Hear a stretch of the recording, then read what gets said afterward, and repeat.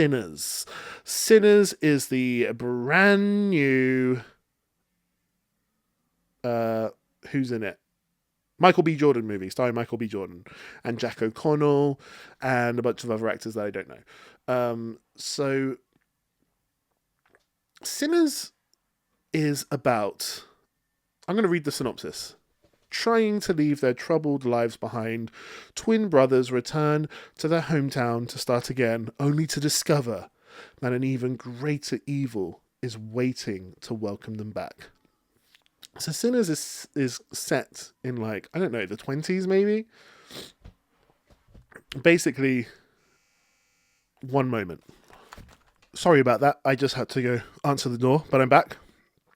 So Sinners is it's set in that time when I guess alcohol was illegal, that kind of prohibition-y time in America. And Michael B. Jordan plays twins, and they're at their hometown in the States, which is an area where people are like still picking cotton, that kind of area.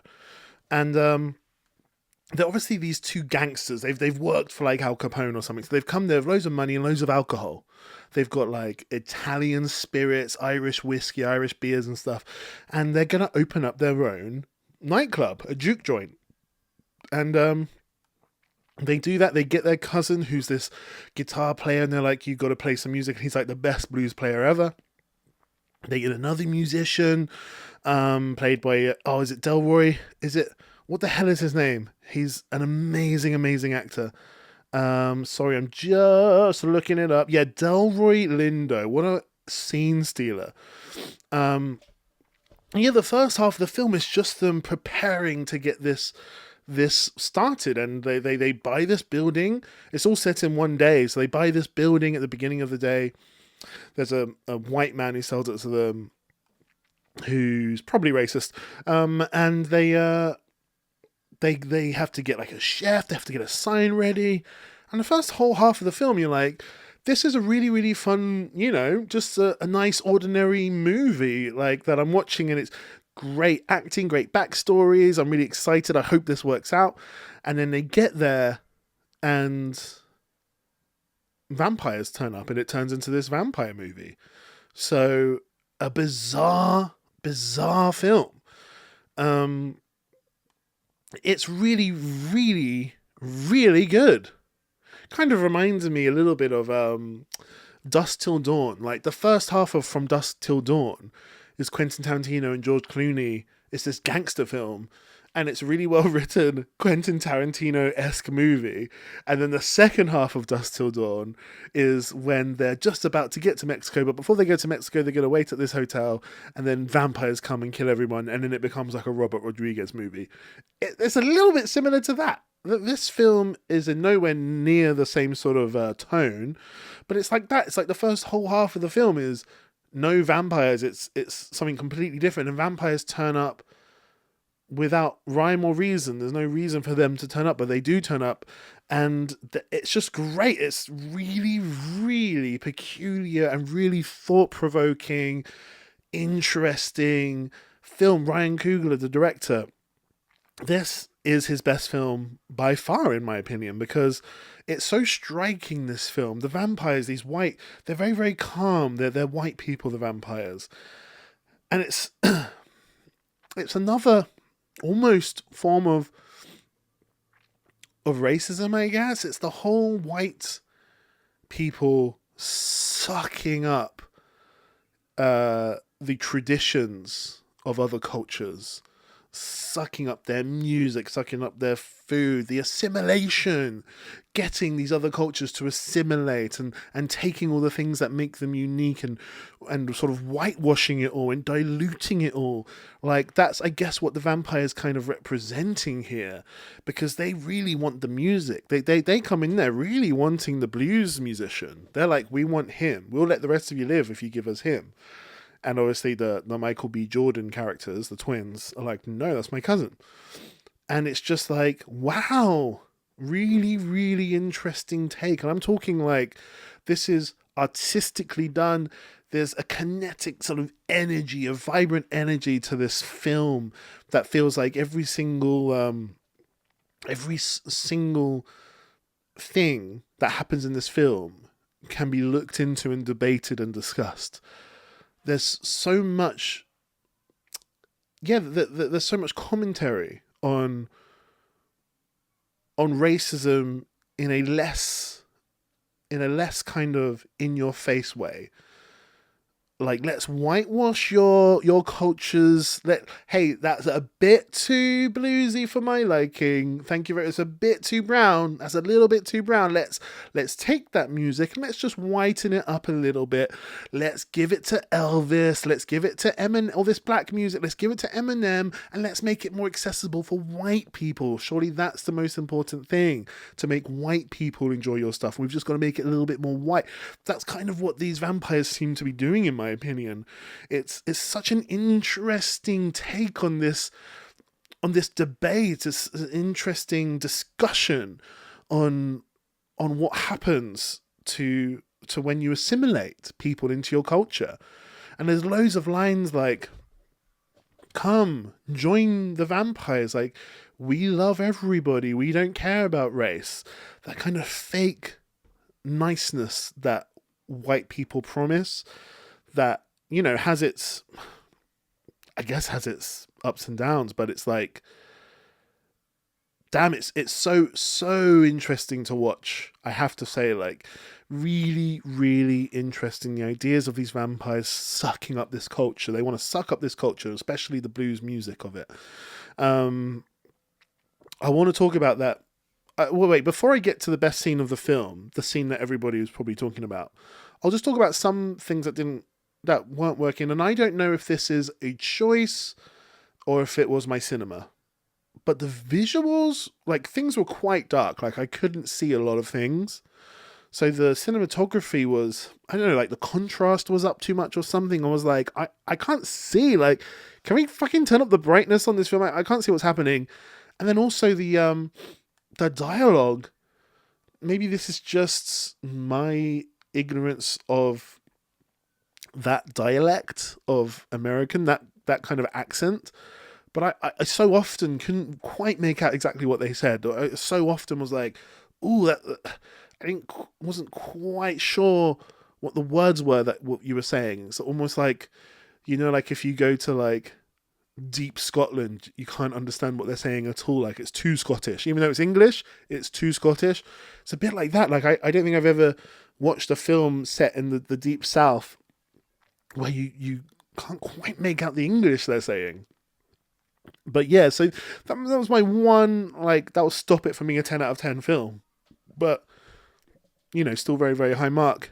And maybe it's just my cinema's problem. Maybe the speakers weren't good and the projection wasn't good. I don't know. But I'll talk about the best scene. Best scene I've seen all year, maybe. And an interesting scene as well. So, like I say, it's set, spoiler alert, I guess. But yeah, it's set in like the 20s or something. And they've set up this juke joint. And it's full of black people and people of different races. But there's no white people in there, apart from one girl who's half white. And so they get this actor who, I'm not sure his name. Is it maybe it's Miles Catton? He's a brand new actor, I think. He's the one who plays the cousin, basically, who plays the blues music and plays the guitar. So they get him to start singing and playing the blues on his guitar. And he does.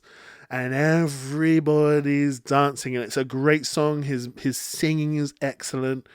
And it's this bluesy music, so bluesy. His voice, for a boy who looks so young, his voice has the feel of a man who has lived 1,000 lives. Like, it's just got so much character in his voice. And he's singing this song, and he's playing guitar, and he's walking off the stage into the dance floor, and everybody's dancing and clapping and stomping their feet. And the music kind of starts to change, and some peculiar things start to happen as the camera, like, whirls around the room, intoxicated by the music, by the blues music, is almost like is taking over the soul of this joint. And as we look around the room, there's a man there with like an electric guitar at one point, and you're like, hold on, that doesn't fit with this time period at all. And he's not just got the electric guitar, he looks modern. There's something very modern about this guy, and he's doing an electric guitar solo, a real modern sort of rock blues solo with an electric guitar. And then like a more modern beat starts coming in as the camera goes around this old-fashioned juke joint. We see people with turntables, like a proper DJ at a nightclub, like all that kind of stuff. Like that starts happening, and people are dancing. There's people dressed up in these huge opulent costumes that wouldn't really fit in this actual what. So we're being transported from the realistic world, and the music is moving us into a timeless quality, a quality that no longer just sits in one period of time. Music has sort of lifted us and transported us into another dimension almost, it seems like. And it's very, I would say it's almost Baz Luhrmann style. Like when you watch Moulin Rouge and they're playing like Nirvana and stuff and Christina Aguilera, it's kind of like that. And it's really crazy and exciting. The music is so vibrant and going across so many genres, and but staying so true to blues at the same time. And then the vampires outside seeing this building, and from their perspective, it's all, the walls are all on fire and they've all fallen down, and they can see this blues guitarist in the middle of this joint. And it's just like, okay, this is not a real moment, but it's almost more real than the objective sort of reality that's happening. There's almost something more real about this fantasy. And that's such a hard thing for me to even explain, but in some sense, what I'm saying makes sense. The fantasy, the where we get exported to in that scene, is telling something even more truthful than the objective reality of the scene, which is people dancing in an old-fashioned juke joint. There's something more truthful being told there, which you can really only do in the language of art. Like, it goes beyond objective facts, and we move towards the language of art, the world of art, where there are deeper truths to find and to tell, and it's just exhilarating. Like, I've thought about that scene non-stop since I've seen it, and I'm just like, wow, what a artistic, exciting scene. And there's more music throughout the whole film. Blues plays a really big part of this film, and I just thought that's elevated this film from being a really good film to being an exceptional film. Ryan Coogler's best film, probably the best film of the year so far, in my opinion. Just really exceptional filmmaking. Everything seems to be done completely on purpose. There's no fat in this film. There's no lazy filmmaking. You can tell everything. It's like Get Out. When you saw Get Out, you're like, damn, every single, tree looks like it's important. Everything in Get Out seemed to be pushing a message, pushing the director's idea. Nothing seemed accidental or incidental. And the same with this film. It just seems so on purpose and great. This music scene, this dance, this whole scene was just so exceptional. So I thoroughly recommend this film, and allow yourself to sort of get sucked into the oddness of it. There aren't many films like this where the genre just, right angle changes at one point. But yeah, please let me know what you thought about this film. I thought it was just magnificent. I reckon it's going to get nominated for Oscars, a whole bunch of Oscars. Sound, design, directing. It might miss out on some of the acting nominations, but apart from that, like, it's a big film. It's really, really, really well done. So I thoroughly recommend it. Go and watch it. Tell me what you thought, and tell me you loved it. Tell me you loved this film as much as I did. That's all I really want to know. And then just make sure you like, comment, subscribe, smash that bell button or whatever they say. And just remember that I love you, and everything's going to be okay.